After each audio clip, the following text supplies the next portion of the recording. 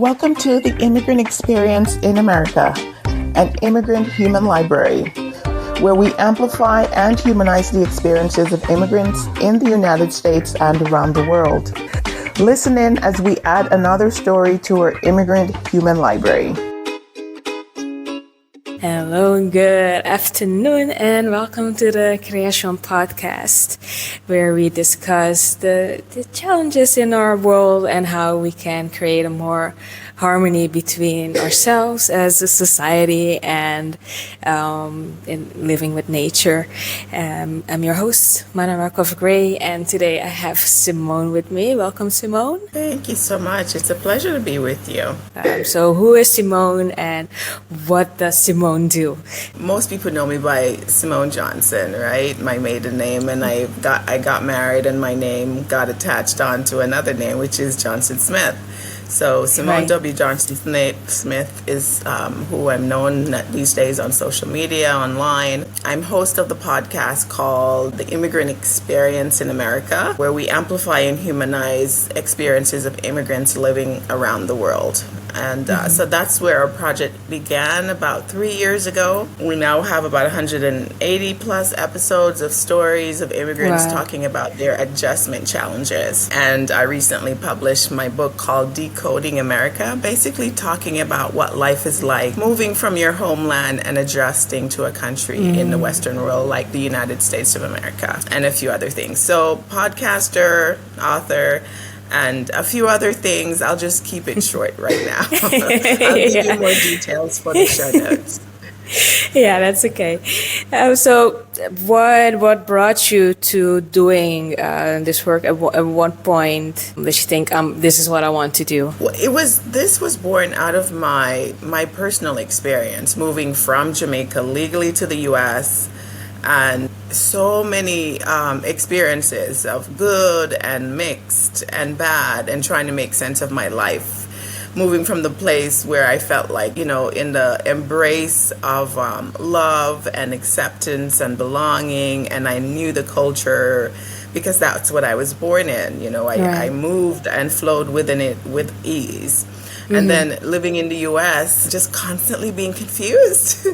What are these not dialects, but like ways that people communicate, nonverbal communication, the work world, and the cultural spaces that exist in these different workplace spaces. I just realized I was experiencing culture shock, and just constantly changing. My work had me moving overseas and working in different places, and so I realized I wasn't adjusting well, and so I started researching and getting some coaching, and then here came upon the idea of the podcast to interview other immigrants about their journey, and through that I have learned so much about myself, and here we are today with the project expanding even further. And how has it been in terms of these stories? If you want to share like common threads or anything like that people are experiencing when they move to the U.S. then in this case specifically.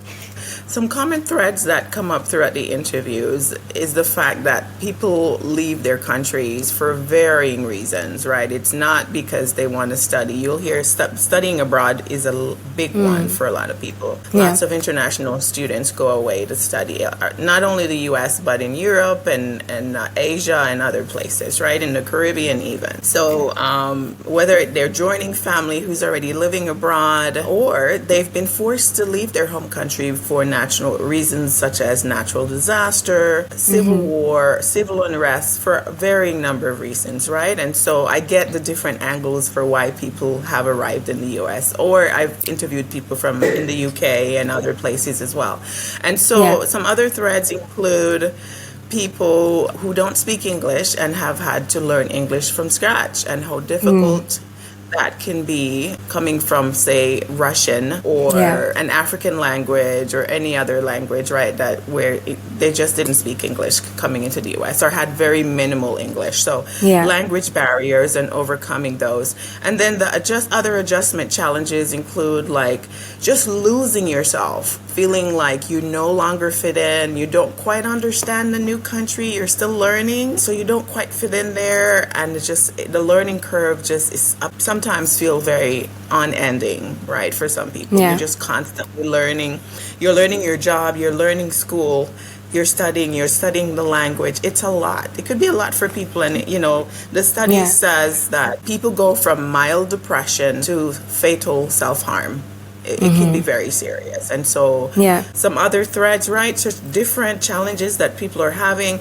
And then the amazing success that people get to when they embrace the journey, they learn this whole immigrant mentality. And I mean, I've heard some amazing stories of what people have been able to do with their lives coming from some dark places, right? And so it's very uplifting for me, I think. And I think other people listening find so much strength and inspiration in hearing other people's journeys. Yeah, and I think it's important work that you're doing to share these stories, because I think especially now that we're seeing a lot of anti-immigration sentiments, which I think were always kind of there in some numbers, but it seems to be amplified now. I think it's not only in the US, but the experience I've had is like with the Netherlands.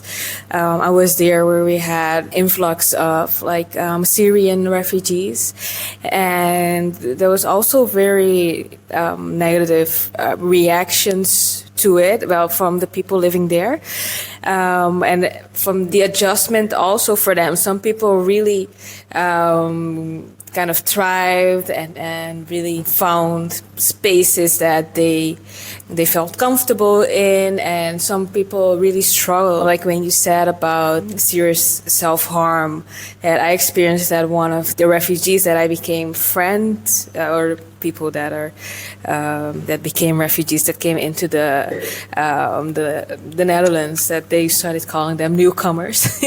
One of these newcomers, he was really struggling, and he committed suicide. Yeah, you do see these cases as well of like, that's for me, that's like the ultimate harm that you can do to yourself, you know, take your own life in that way. So I do think it's serious to kind of give this space of talking what is that experience. It's important for those people coming into the new country to feel like they're not alone in their experience, and being able to share that and maybe exchange ideas on how to handle things. But I think it's also important for the people that are already living there to hear these stories and struggles. And of course, not everyone will have empathy, but it might get more people to be maybe accepting of people's journeys and why they're there, and various reasons that people might decide to move away from their countries. And sometimes it's not even really a decision that you have. Like if you're really facing natural disasters or war or something, you really have to, you have no choice but to leave and go somewhere. So I was curious how that these stories are received by people like that are from the US or that were born there, or do you have those people also in your audience? Sure. I think it's mixed. For the most part, it has been tremendously positive, I would say. And perhaps it's the immigrants who are coming across the podcast who are loving it and say, oh my gosh, thank you for holding space for us. Yeah. Thank you for telling our story. Finally, somebody is listening and asking the questions. How are you doing? How have you been doing since you left your home country? Because a lot of times they live in the shadows, like they hide. Even coming in legally, you're legally here, you go to the embassy, you do your interview, you go through all that process of getting medical and all the requirements, and you're cleared, and you come in and you're legally working and attending school. But still, people feel like they cannot be their authentic selves. Like they can't show up truly as they are. They have to adapt, which is this is understandable. You're living in a new country.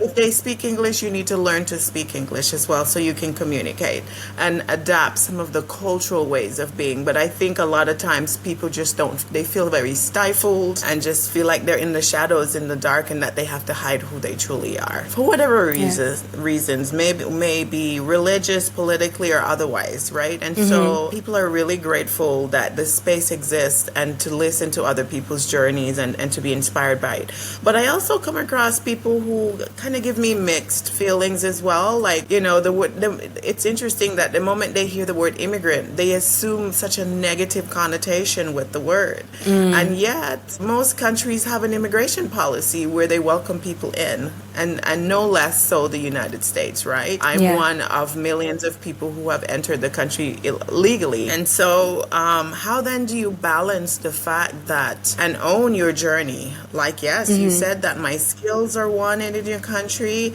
my educational prowess is wanted in your country, and I arrive and then I'm faced with all this kind of mix. I call it the love-hate thing. Like, there's a group of people who love immigrants and our food, our dialects, our language, the way our culture and all of that.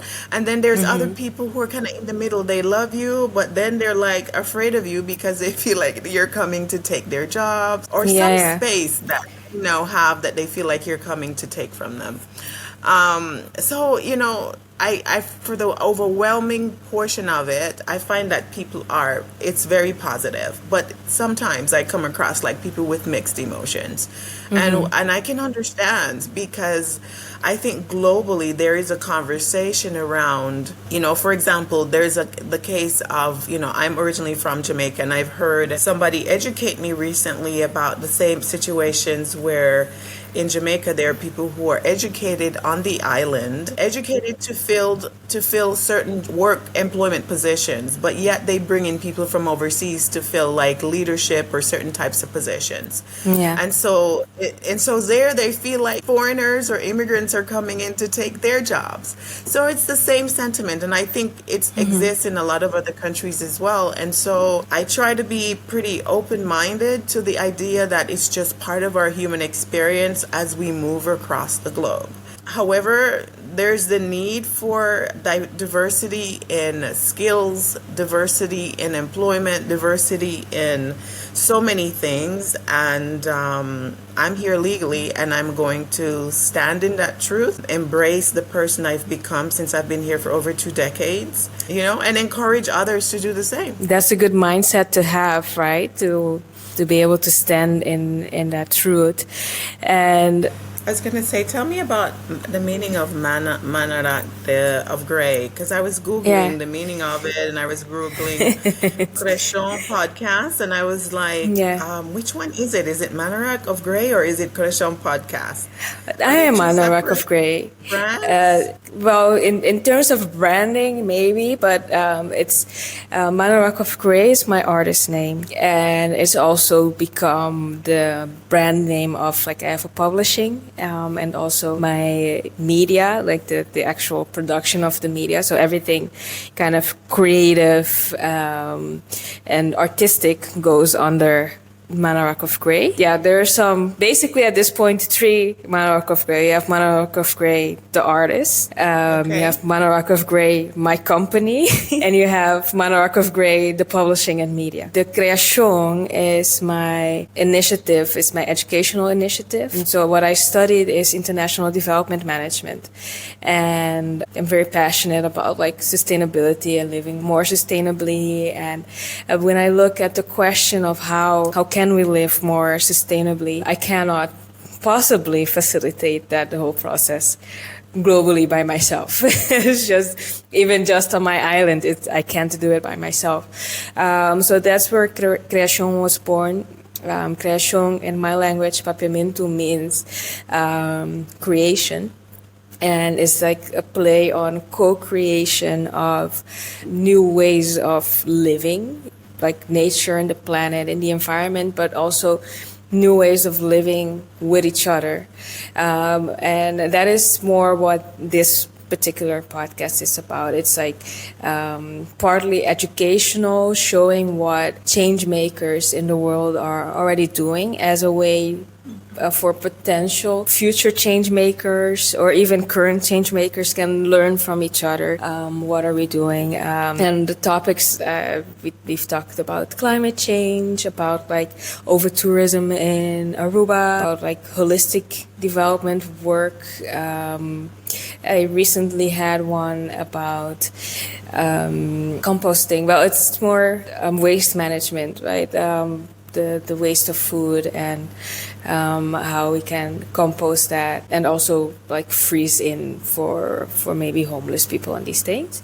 So those are like a kind of the topics. And then my other podcast is Poison Honey Podcast, and that was actually my first podcast. Poison Honey is more about personal development, and there I've talked about like toxic relationships, anxiety.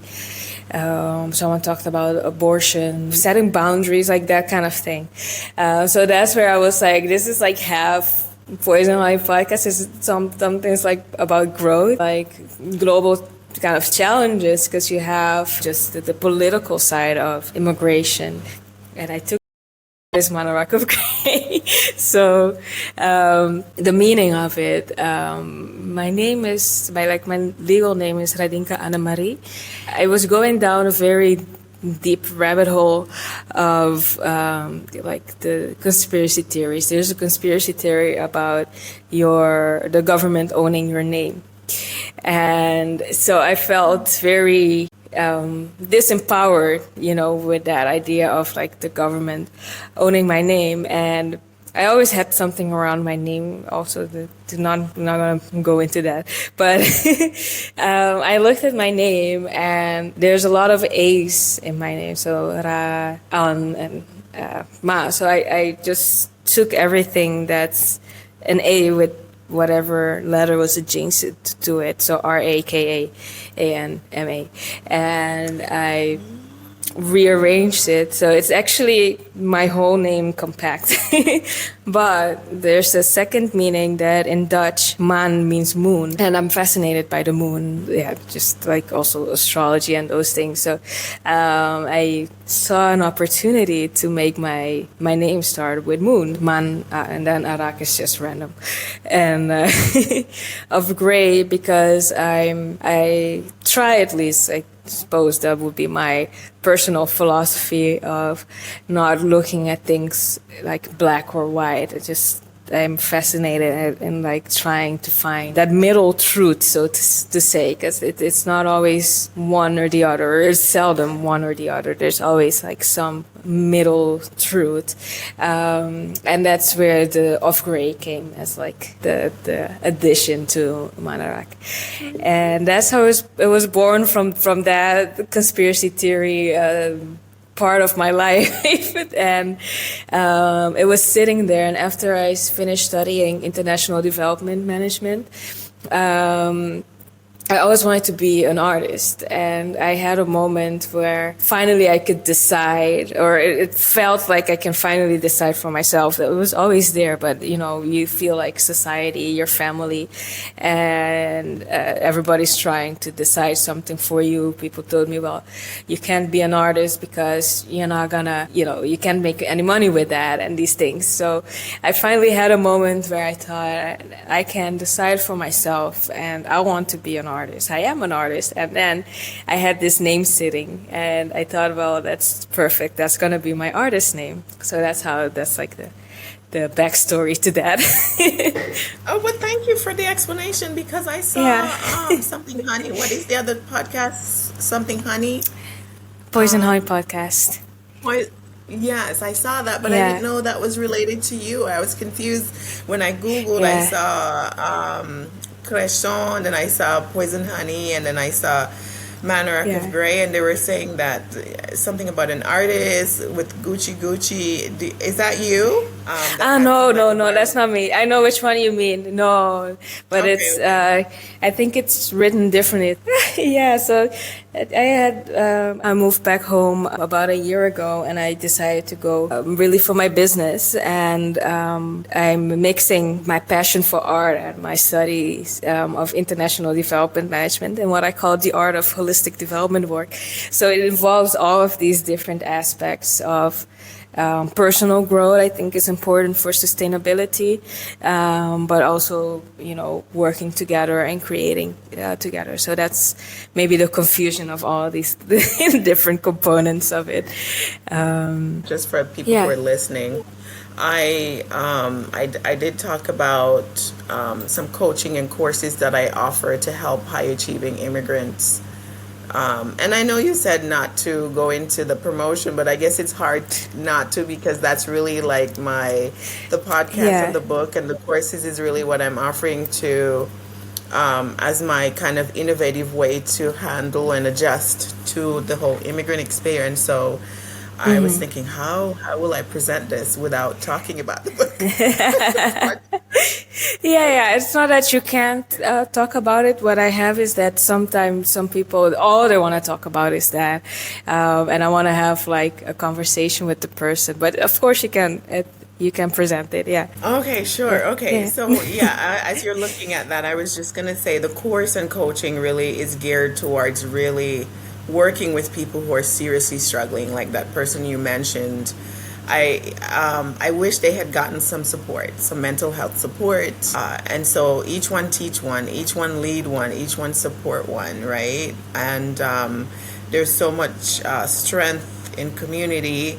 And I think when we move to individualistic cultures, we tend to just become these kind of people who are just off in our little worlds, in our little corners. And we lose the sense of community that we bring from other collectivist cultures, such as from the Caribbean and other places outside of the West, right? Because after a while, work becomes the number one priority, and sometimes you don't even have time to spend with family and friends and build and maintain community. I am trying to build that community to help people find each other, support each other, to help you to decode the workplace and how to prepare yourself and help soften the way that you enter and how you experience it. It could be very harsh for some people. It was for me, because I didn't know what I was looking at. It took years for me to fully understand some of the experiences that I was going through, like the microaggressions, the discrimination, the whole racial issue that I wasn't raised with. It's a whole new set of language and words that I don't even understand what they mean.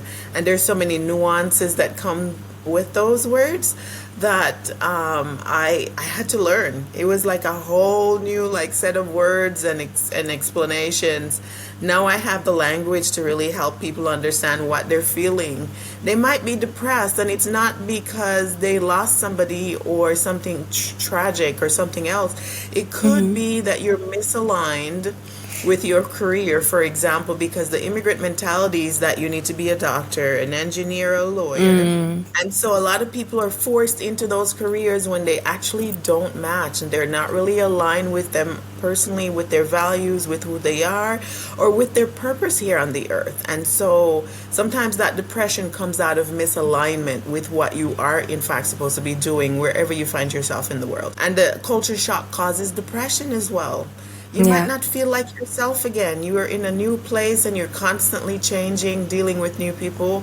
And over time, that takes a toll on you. And you need the support to figure out, what's going on with me? How do I get back to feeling like my confident person when I left my country and was in my community? What happened to me?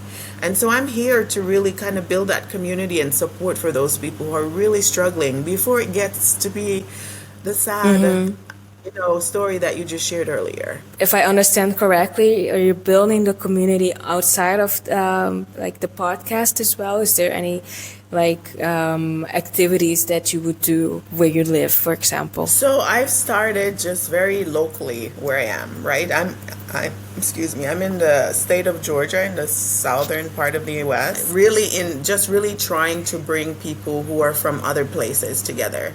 I started WhatsApp groups. I'm trying to have game nights. I'm trying to getting children of immigrant parents to hang out together, because they're third culture children. They're experiencing the world completely different from their parents who were just born here in the U.S., for example. Yeah. And so I'm building just very grassroots level. I've started, but online. I have a YouTube channel that I've been building out. I'm on LinkedIn. Instagram, TikTok as well. So I'm trying to build that community there and trying to figure out what's one space that I can bring everybody together online. I'm still trying to figure that out. It could be an app. for people to find each other globally. It could be some other application, like there's a school community or Facebook or something like that. I'm still trying to figure out how to bring people from all these different platforms in one space so they can interact and support each other. Yeah, and I think that's it can be challenging. I think because online, everyone is using like different social media channels. It might be challenging to get everybody on one platform. Have you considered like making your own platform? I don't know if that will be better, but just an idea that often. Right. So that's where the idea of the app comes in, right? That I build my own app for this. Yeah. And so that would be kind of like my own organic space for people to join, download the app on your phone, and you can just get access to everything we offer. So that would be the idea. If there are others out there, I welcome them. I'm still trying to build and figure this out. I took last year writing, published over Christmas, and right in the middle of doing my course right now and offering coaching sessions while I still work. And I'm a mom and a wife. So you're busy. But do you then have, are you doing the work alone, or do you have people helping you? Well, my husband has been by my side doing my podcast editing from the start. And at one point we hired a virtual assistant who was doing some of the editing, but that was coming out of our own finances. We did the podcast for free for 3 years. After so many interviews, we just, hey, we can't, this needs to at some point start supporting itself financially, because we have publicists, people with books and businesses wanting to come on the podcast, and they're benefiting because we're paying for editing, we're paying for promotional activities. At one point we were on an international radio station, so we have to come out of our own finances plus our time and efforts that are going in. So my husband has been my strong support, and I recently, after maybe a year and a half of a hiatus trying to do it ourselves, decided I definitely need the help, and I hired another virtual assistant to help me organize and get all of this together, because it's growing. It's grown from the moment we started 3 years ago. But I always put the word out to people who are listening, who are out there. If you're passionate really about finding other people like you who are in different countries around the world, who are struggling to build community, to find belonging that you had when you were back home. Some people are going through what we call cultural homelessness, where after a decade or two of living abroad, you've obviously changed, right? Yeah. Because you've changed, adapted to the new country. You have to. That's how you're going to survive and thrive. And so you've changed, and you're no longer like the birth country, but you're not really fully like the native country that you moved to either. So it's you're in the middle. You're like a hybrid of these two countries. Yeah. So you're what we call a third culture person, or a third culture kid. You're a hybrid of these two worlds, or you could be like more than two. Join us again next time for part 2 of this episode. We thank our listeners around the world, and we appreciate your continued support as we build our human library. Please remember to give us a 5-star review, subscribe, and share with your friends, family, and circle of influence.